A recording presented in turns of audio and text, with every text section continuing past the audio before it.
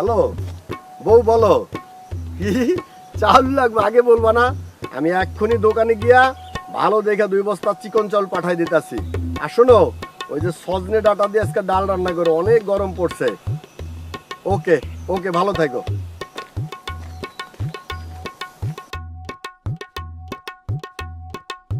এই দোকানদার চাচা, ভালো চিকন দেখে 2 বস্তা চাউল দাও। ভাইজান আগে যে চাউলটা নিতেন 80 টাকা করে, ওইটা এখন 90 টাকা করে। এই মিয়া, তোমার দাম জিজ্ঞেস করছি, যত দাম হোক তাই দেবো, চাল দাও। এই মতে 2 বছর চাল দে।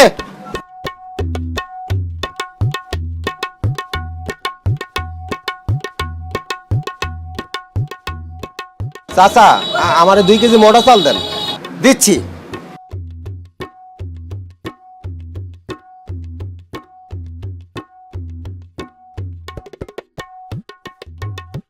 আরো 20 টাকা দাও। কেন চাচা? আমি তো সব সময় আপনার কাছে 2 কেজি চাল 100 টাকা দিয়েই নেই। 10 টাকা করে কেজিতে বাড়ছে বাবা। চাচা এই মোটা চালের দামও কেজিতে 10 টাকা করে বাড়ছে। এই দারোয়ান, চাল নিবা 2 কেজি, এত পটর পটর করতেছো কেন? যা দাম আছে তাই দিয়ে নিয়ে যাও, যাও। এত কথা কইতাছি কারণ আমার হিসাবের টাকা।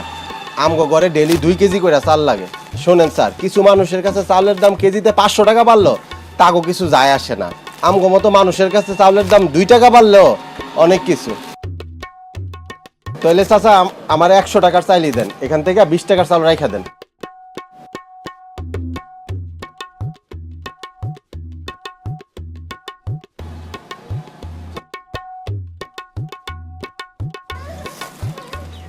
স্যার আপনার একটা কথা কইয়া যাই, এই দেশে চালের দাম বাড়ুক আর তেলের দাম বাড়ুক, বড় লোক গো কিছু আইবো যাইবো না, না খায় মরবো খালি আমগো মতো গরিব মানুষ।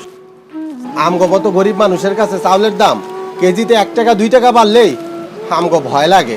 স্যার আমগো মতো গরিব গো চালের দাম তেলের দাম বাড়ায় না মাইরা আমগরে নদীতে ভাসায় দিতে পারেন না? যাও যাও, বেশি কথা কয়। মা আগো, কি রে বাবা আইছো? এলো তাই দাঁড়াও গো, বো বো বো। কি রে বাজান, আজকে একেবারে চাল কম কম লাগতেছে, ব্যাপারটা কি?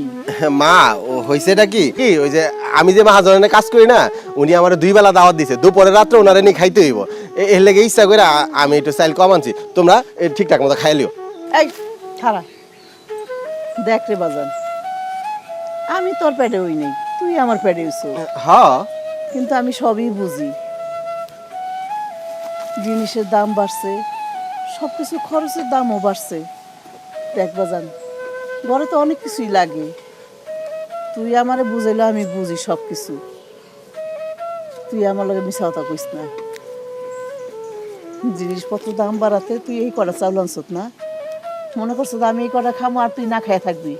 তুই আমার বুঝাইলে আর আমি বুঝে ফেলাইলাম? হ্যাঁ দেখ বাবা রাসেল, তুই যদি দুপুরে এসে না খাস তাহলে আমি ওকে দই ভাত খামো না।